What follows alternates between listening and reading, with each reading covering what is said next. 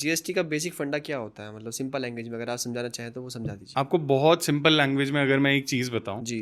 तो आपने कैशबैक के बारे में तो सुना ही होगा।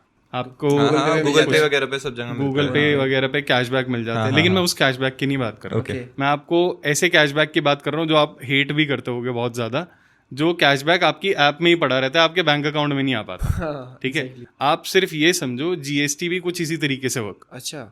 एग्जाम्पल, जब भी आपने नया बिजनेस स्टार्ट किया, आपने जीएसटी रजिस्ट्रेशन ले लिया, ठीक है। अब आपने कुछ परचेजेस किए, बहुत लोगों को ये कंफ्यूजन होती है कि जीएसटी कितना देना पड़ता है हमको। ठीक है, तो आपको सिंपली एक चीज अपने दिमाग में रखनी है। जब भी आपने सेल करी, एग्जाम्पल आपने 100 रुपए की सेल करी जिसपे 5% का जीएसटी लगा, तो 100 रुपए पे 5%, 5 रुपए का जीएसटी आपकी सेल पे आया। बिल्कुल ठीक है, अब वही सामान आपने हो सकता है 50 रुपए का खरीदा हो और 100 रुपए का बेचा हो, तो जब आपने 50 रुपए का वो सामान खरीदा था उस पे भी तो आपने जीएसटी पे करा था। राइट। उस 50 रुपए पे भी मान लीजिए 5% का जीएसटी आपने पे करा था, तो 50 का 5% हो गया 2.5 रुपए। अब वो 2.5 रुपए जो होता है ना, जब भी आप अपना जीएसटी नंबर देते हो अपनी उस पार्टी को, वेंडर पार्टी को, जो जिससे आप परचेस करते हो, वो एक तरीके से क्या करता है, आपको अपनी सेल दिखाएगा और वो 5% आपके कैशबैक की तरह ना आपके जीएसटी में आके स्टोर हो जाए। एग्जाम्पल, आपने 50 रुपए का सामान खरीदा था, तो वो 2.5 रुपए ना अब आपके पास कैशबैक आ गया है। ठीक है, जिसको आप यूज कर सकते हो